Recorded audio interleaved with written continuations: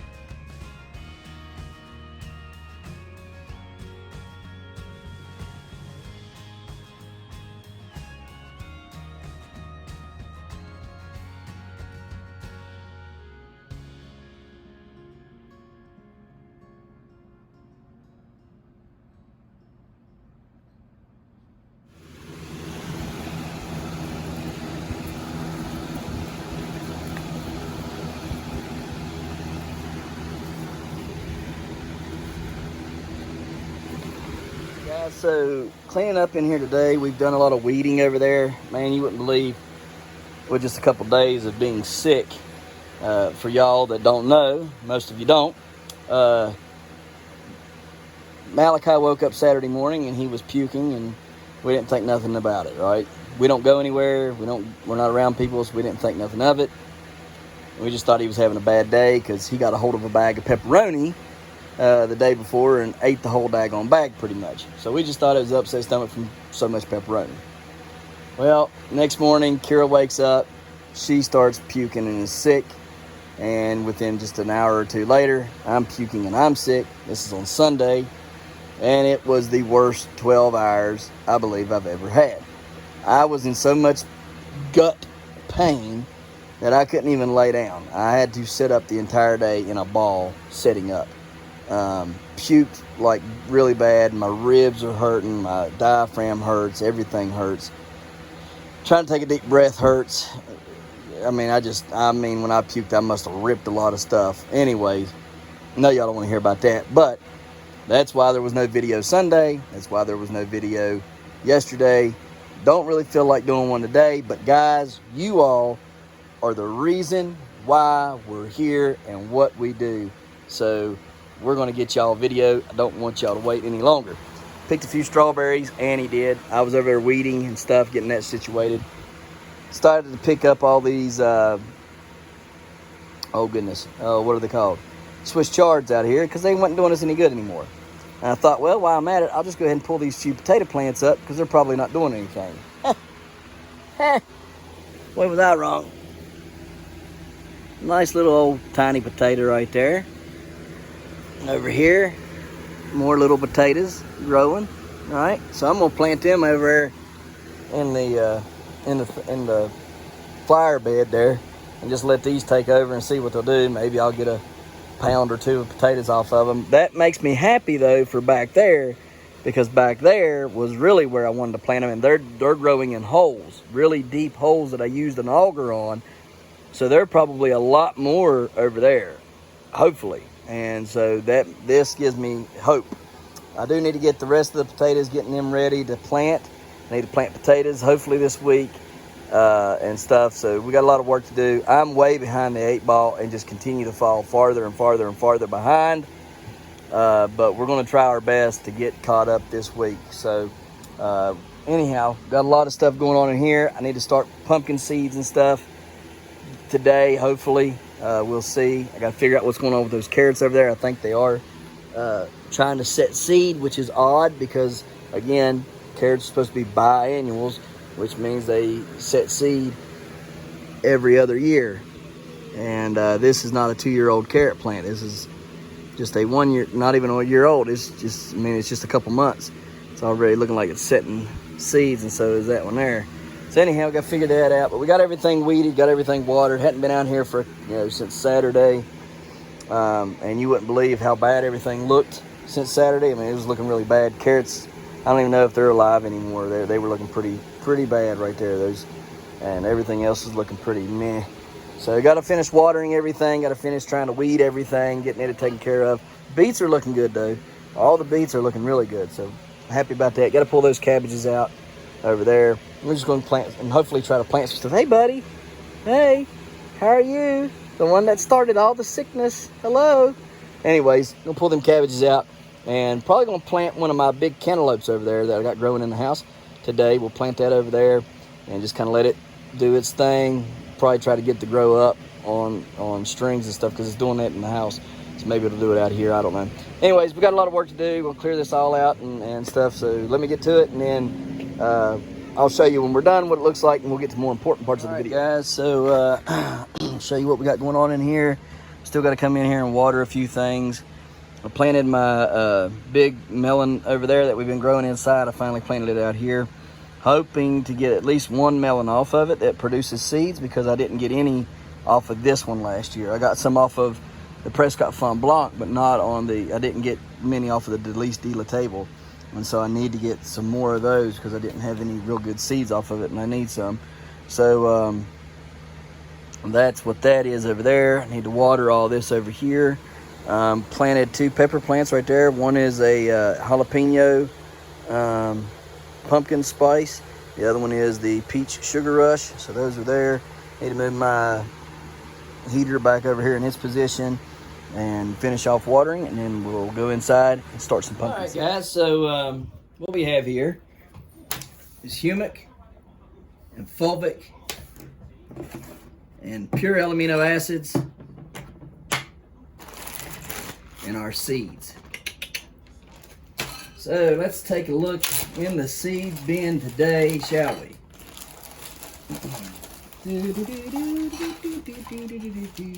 I think every day we're going to be starting different seeds every day.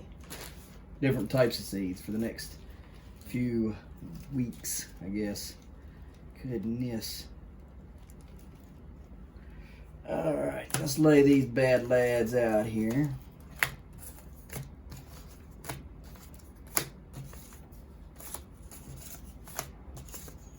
Stay up, Kid Bear. You go to sleep. Not just yet.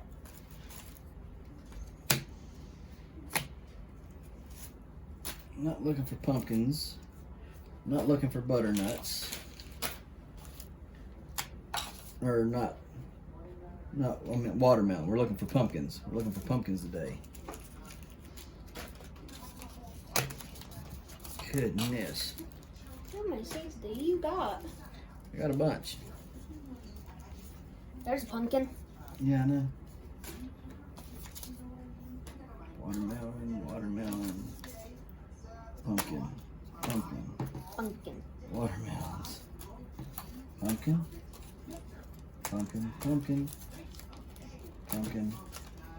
Filled pumpkins over here.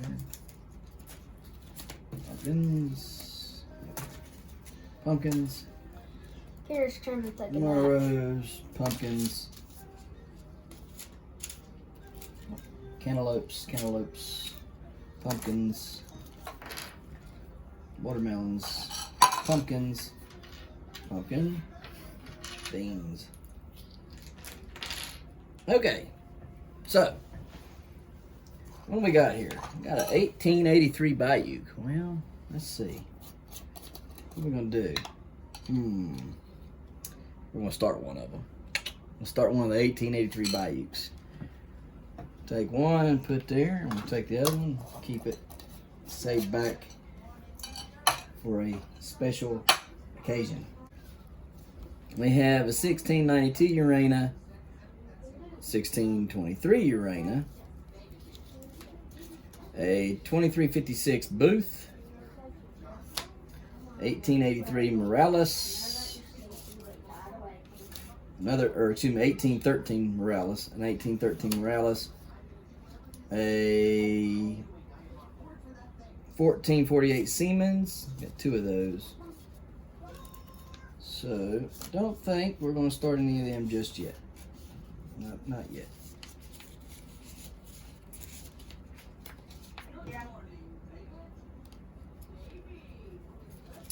So we'll set them over there.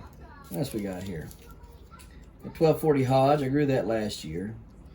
1209 Hodge, I grew it last year. It was a good seed. Liked it a lot. Produced my 1016. And the 1251 new,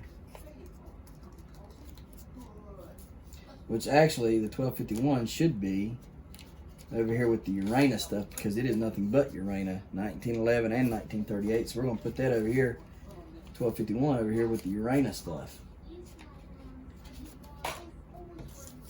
So no to this one this year. So what else we got here? We got a 1073 Alves, which is a 2294.5 Knoll and 2095 Brant. We got 2 of those. We got a 2201 Wallace. We got a 2017.5 Boyce. We have a 1553 Reeb. And we've got a 2077 Brant. 2 of them. We'll think about that. We've got the 17. Let me see if I can get y'all. I ain't really in focus here, am I? Got, this is what we've been looking at over here, sorry. I got the 1707.5 Caspers, which was the 2551.9 Mindy to the 2200 Wolf. I don't know that I want to grow that just yet either. What else we got here? Oh, these are my squashes. Yeah, we got to take a look at them in just a minute. All right, we got the 981.5 Davis. It was 25% heavy. It's a 1742 Wolf to self. We've got the 1990 Marenser. The 1760 Allmeyer. 2 of those. I don't know that I'm going to do that just yet either. 1477 Caspers, which is the 2350 Ginger to the 2200 Wolf. That sounds interesting. Let's keep that out and play. You got the 1109 New, which is a 2118 Baron to the 2005 Haste. Let's save that back for another day. 1676 New, 2350 Ginger, 2005 Haste. Let's save that over here. 1514 Burchett and 2 Rotobas. That Rotobas said he'd give me $50 if I blow the end up on it.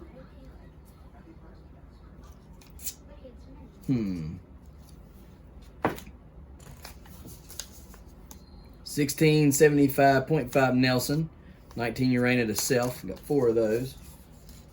Let's save that for right now. 1667 Busquart, I don't know. Sorry if I messed up your name.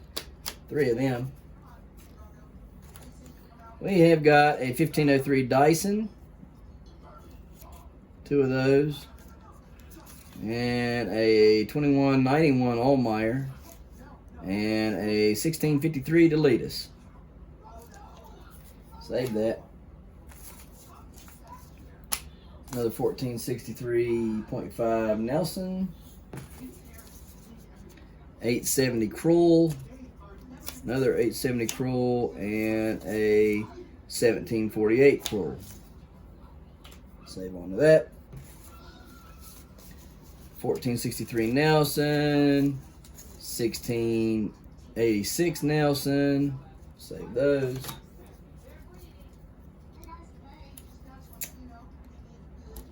These are all the ones I used last year.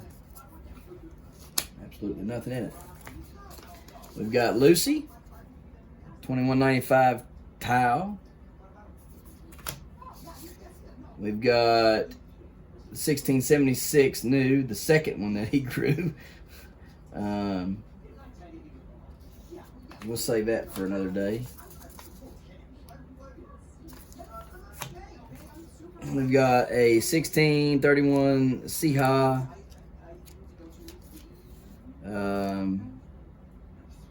Which we got a 1470 Caspers. Got the 1088 Bayeux and which is the Ginger and the Schmidt cross.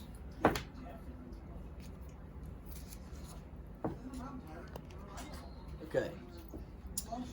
Now let's get down to here. Got a Tiger King. Got Tiger King seed. We got the this one right here, which is 1461, which belonged to Cary Gross, 1501 Vanderweilen. We have a 992 Wolf, which is the 1501 Vanderweilen to the 2145 McMullen. So that's something. We have the 1694 Geddes, which has the 2145 McMullen and 1727.5 Pierpont.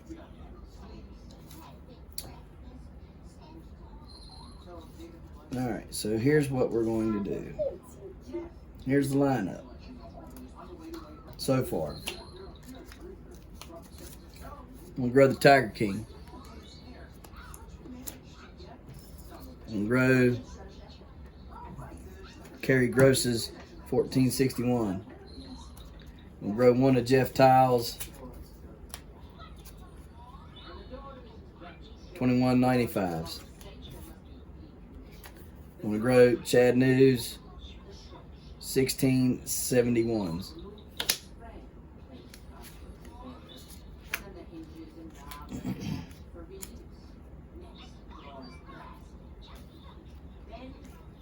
Gives me, and the Bayeux, Scott Bayeux 1883.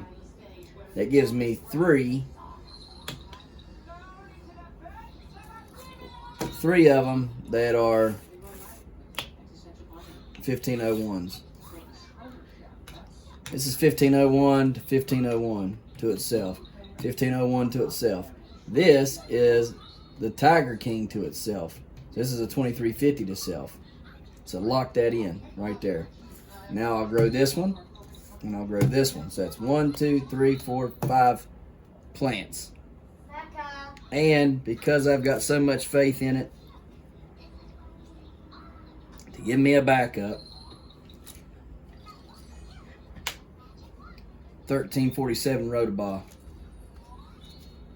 That goes heavy.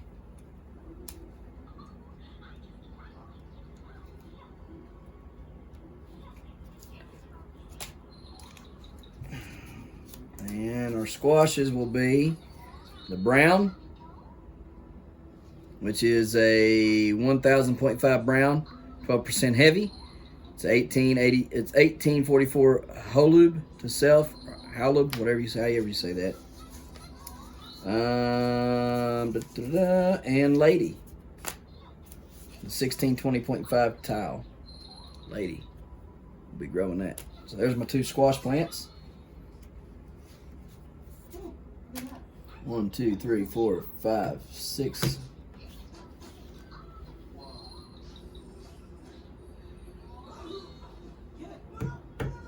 And for craps and giggles, I'm going to start one of mine. I'm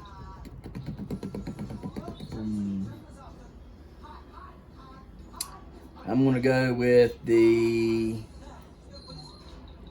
I don't know, the 950 Cook, or not. You know what? I'm not gonna put myself in that position. I'm not gonna put myself in that position. I did that last year and then couldn't get rid of plants. Couldn't call them. It should be good enough, I think. Nah, we'll start a 1088 Bayou. I think it's gonna be pretty cool. So that'll give us plenty of plants. So now that we got all that set out, we got what we need, right? Now we're going to soak the seeds, okay? All the seeds need soaked. And what am I going to soak them in? I'm going to soak them in humic acid, fulvic acid, and pure amino acids. You say, well, why are you going to do that? What's the benefits? You know, what's the deal with that? So here's the deal. Pull it up here. We'll talk all about the benefits of soaking your seeds in humic acids and fulvic acid. Okay, so seed treatment right here. And you can find this on German Technology, Humic Substances Based Products, Human Tech. Seed treatment assumes that the seed put into the earth for germination purposes can carry active substances able to positively affect the ecological niche where the embryo will grow. The substances used at present for the seed treatment have been mainly formulated in order to protect the seed from microbial and fungal attacks. If humic active substances are added to these substances, the seed is protected, and at the same time, there is an activation at embryonic level of those metabolic and enzymatic processes that, if suitably driven, may assure a better and more immediate development of the embryo plant. There is no input more cost-effective than a well-formulated seed treatment, because providing a balanced nutrition package for the seed can be the mother's milk of plant production. The mineral requirements at germination may be minuscule, but the beauty of seed feeding relates to these low inputs. A handful of small changes can kickstart a crop so efficiently that only serious nutrition mismanagement later in the crop can prevent substantial yield increases based on early momentum. Seed treatment with humic acids, double security. The technology used in the production of coating seed is a procedure which requires a lot of experience, time, and instinct. Furthermore, macronutrients and micronutrients are elementary components of a finely coordinated combination of different materials. Humic acids are introduced in a highly concentrated form, which has two steps in the process. Firstly, they are brought directly into contact with the seed and are then integrated again later at a later stage in the outer layers of the coating. Humic acids come in direct contact with the seeds before they are coated with several nutritious layers. The grain is subject to an intensive treatment or vaccination with a highly concentrated humic acid, and then the process is following effect. The cell membranes, as well as a metabolism, activates or stimulated, and therefore increases the germination rate. The nutrient uptake capacity is increased and promotes, therefore, the growth of the seedling. The sugar and vitamin content are raised. The activity of the seed is promoted when a lower susceptibility, the activity of the seedling is promoted when a lower susceptibility to disease is given. Seed treatment with humic acids have the following effects: enhanced nutrient uptakes, faster germination, quicker establishment, promotes root development of the seedling, reduction to susceptibility to pest and disease. So there's so many good things that you can, that are related to using humic acid as a part of your seed starting. So when you soak your seeds, now they're talking about they're coating their seeds, right? Their grain or whatever, but you can soak your seeds in humic and fulvic acids and get those same qualities. And I'm about to show you my rate of what we're going to use in the cups to use them, and how long we're going to soak them for. So now let's read about the fulvic acid. A little caveat real quick that I want to kind of get in with you, y'all, is I've been telling you all since last year when I weighed my pumpkins in that I must have had an issue with my cation exchange rate. and my soil test proved that I had a problem with the cation exchange rate. And so I want to tell you about right here, increased suspension of nutrients within the root zone. Another reason why I'm going to be using more humic and fulvic acid this year, as well as the pure L amino acids. So increased suspension of nutrients within the root zone, and it says here it's pointless, putting down nitrogen or any other type of nutrient if your soil does not have the capacity or the cation exchange capacity to hold these nutrients. It is like washing your money down the drain, literally. And I agree. As much money as I spent last year, I should have had a whole lot bigger pumpkins, but I didn't. So anyhow, it says humic acid has a cation exchange rate of 450 MEQs per 100 gram. I'm guessing that's what that is. I do not know what MEQs are. I have to look that up. But per 100 grams is what I believe that's what that means. Anyways, and fulvic acid has a cation exchange capacity of 1,450 MEQs per 100 gram. This is the highest level of CEC for any natural mineral or any natural material, and will reduce the loss of nutrients through leaching dramatically, increasing their availability to your seed. All right, guys. So that's just one little caveat of why you should use humic and fulvic acid out in the garden and stuff, as well as in your plantings. When you first start everything, you should use humic and fulvic acid. So, but let me find the part about the fulvic, and we'll read that and discuss that. Okay, guys. So chelating agent, fulvic acid is the strongest natural chelating agent and increases the uptake of nutrients dramatically. It claws onto nutrients within the soil, removing their negative or positive charge. This prohibits them from bonding with any other nutrients within the soil. Secondly, the fulvic acids carry the nutrients into the plant, creating a healthy and nutrient-rich plant that can grow strong and fast while also being extra resistant to pest and disease. At this time of the year, it is important to focus on where your money can best be spent to provide you with the best crop at the most affordable price, especially now with the price of fertilizer, if you can even find the fertilizer. Okay, guys. So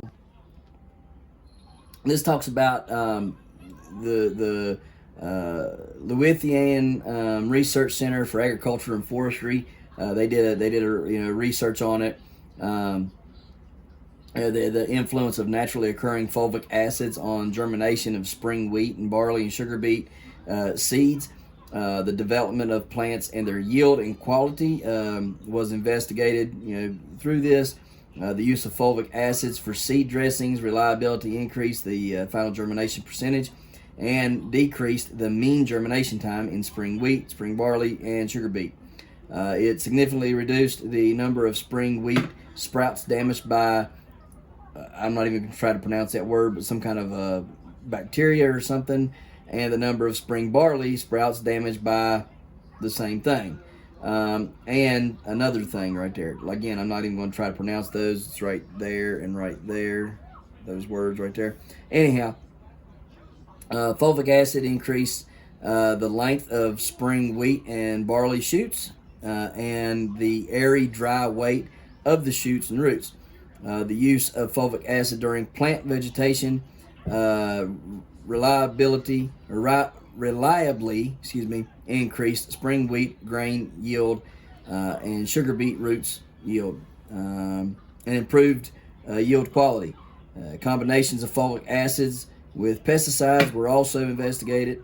The use of fulvic acid in combination with pesticides used in sugar beet crops improved the action of those pesticides. So it was possible to reduce the rates used, thus reducing the environmental pollution.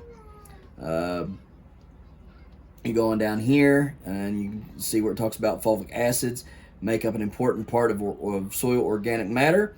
They contain macro and micro elements and amino acids. Fulvic acids improve the absorption of nutrients from the soil and act as a carrier of substances from the surface of the plant organs to the plant cells. Owing to their low molecular weight, fulvic acid can penetrate the pores of the membrane while also transporting nutrients. So I mean, there's tons of other things on here you can check out. You know, seed germinations and seedling, growth characteristics, and so on and so forth for the use of fulvic acid for soaking or dressing seeds to improve seed germination or decrease damage of disease. So I mean, there's lots of things here that you can read about online. So it is important that you use humic and fulvic acid for your seed soaks, I believe. And now we're going to read about one more thing: amino acids and why you should use it to help in your seed soaking. All right, guys. So right here it says, during germination, I can't even pronounce that word. Castina savita. 33 accumulates a large amount of asparagine in the cotyledons. This compound also accumulates in the growing axis, shoots, and roots. In the cotyledons, Y-amino butyrate, I have no idea. It's got in parentheses GABA, G-A-B-A, represents a major amino compound during germination and early seedling growth. In young seedlings, 35 days old, arginine predominates over the other soluble amino acids, particularly in the roots. Five enzymic activities involved in arginine and GABA have been measured in the storage organ of the seed. Arginines and ornithine, I ain't even going to try to pronounce that word. That's a long word. Decreases during germination, indicating the slowing down of the urea cycle. In contrast, the ornithine and amino transferase,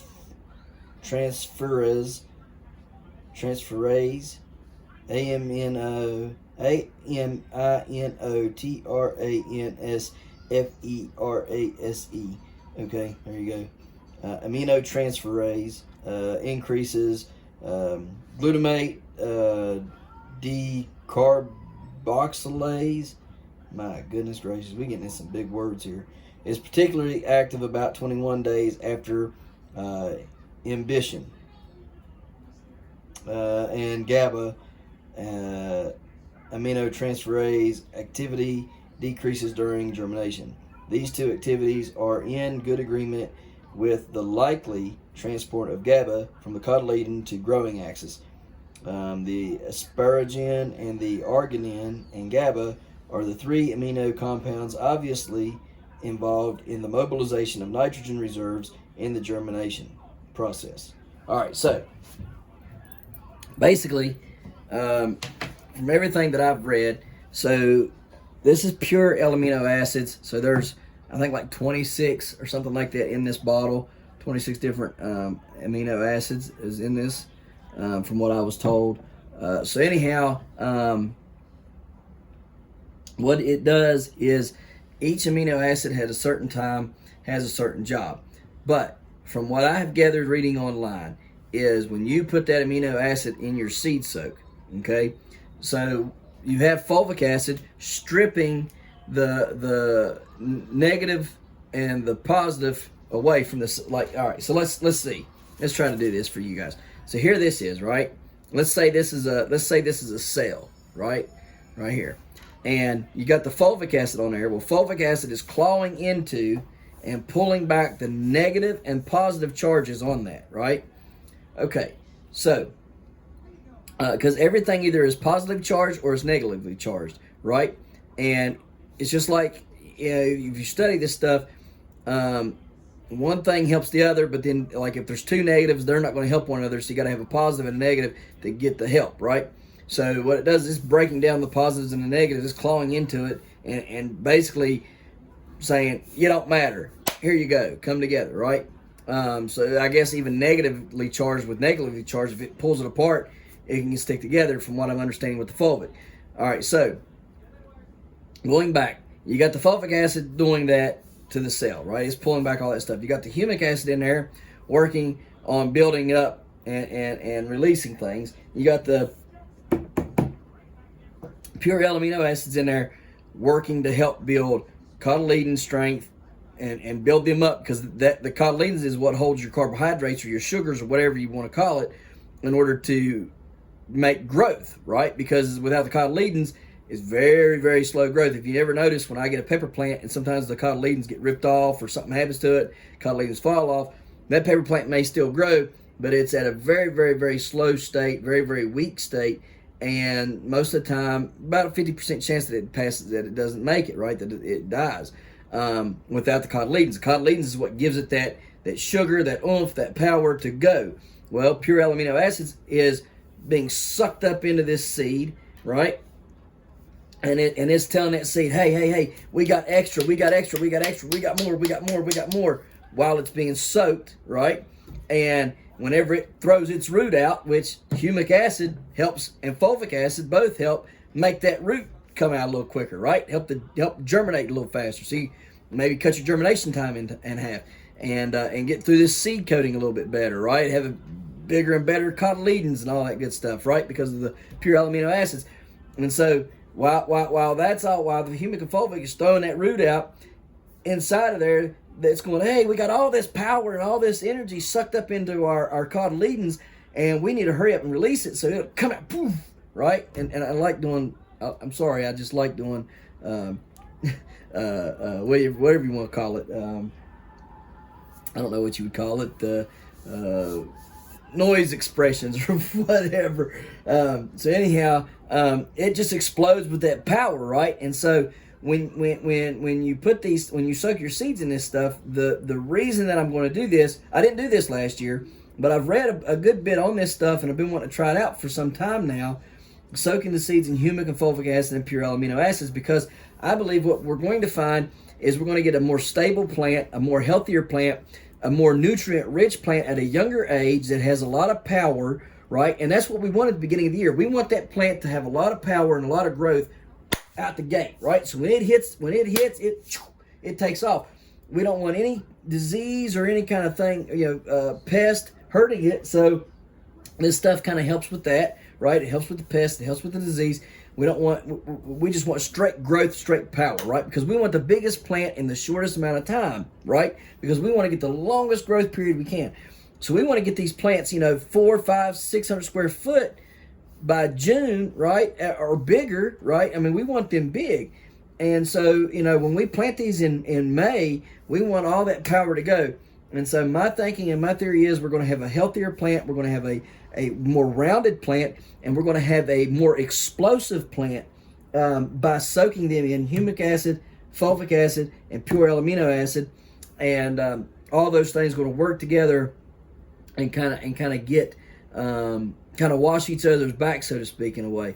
I know that's probably not the best example of it, but you guys are going to get to see firsthand what these plants will do and everything, versus, like, say, the ones that I grew last year versus the ones that I grew this past winter, right? That I planted this winter. You're going to be able to see, the difference in those plants and how fast they grew.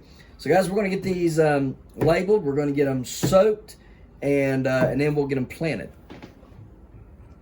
All right, so got them all. There's the green, or excuse me, the brown, the tile, both of the squashes. There is the 1088 Bayuk,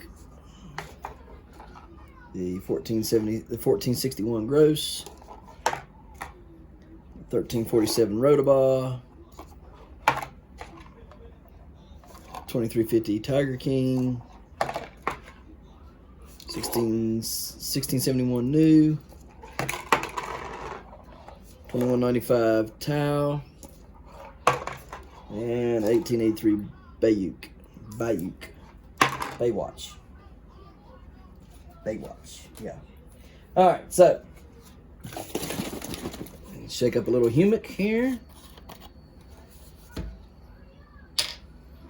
Shake up a little fulvic.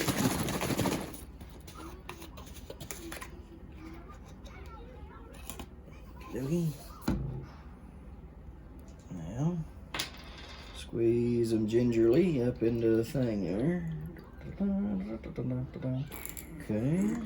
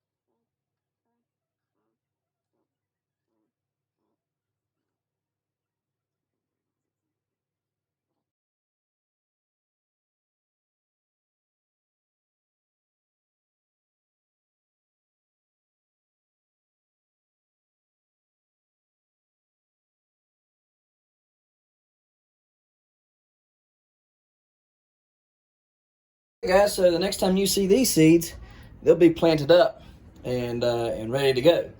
So, guys, we're gonna get out of here and on to the next. Well, guys, we got a lot of work cut out for us, and if it don't pretty up here pretty soon, we're way behind schedule between promised fertilizer being shorted and not coming to me not tilling anything in because I'm having such a shortage on it. Prevogenics is short on Mobile Microbes Plus, and we were wanting to get that and put it in here on all the patches as well. And well, we don't have it. We don't have to put it in, so we'll have to amend that at a later date with that. But we've got some other stuff. We're just gonna run with it best we can, do the best we can with what we got, because I guess at this point, anything's better than nothing, right? Anything's better than what I had last year. So we're just going to do the best we can and amend it the best we can, and just start trying to till this stuff in and everything. I got another truckload of dirt that's going to be coming, and then I'll start going down and I'll grab some manure, goat manure and stuff like that from the neighbors down here. Told me I have as much as I want of it, so I'll just take the truck down there and start loading it up, and truckload at a time, and until we get what we need, and I'll just start tilling it in on everything and putting it in the raised beds and putting it into these patches and stuff. But I can't wait any longer. I've done waited as long as I can, and I've held off way too long now, and I've put myself in a bad position. I got roughly about a month before I plant out here pumpkins, before there'll be pumpkins out here growing in this patch. I got a month to get that done. So we'll have to do that. I still got to build my trellis for my lawn gourds, and there's so much still needing to be done. The rain won't cooperate. The snow don't want to quit. It's just one thing after another. Being sick and everything. I'm telling you, it's just one thing after another all the time. So hopefully we can get on track, get on schedule, and stuff, and start chipping away at this every day. I got plants inside needing transplanted and replanted and planted. We're putting all that stuff is just boom, boom, boom, boom, boom, boom, boom.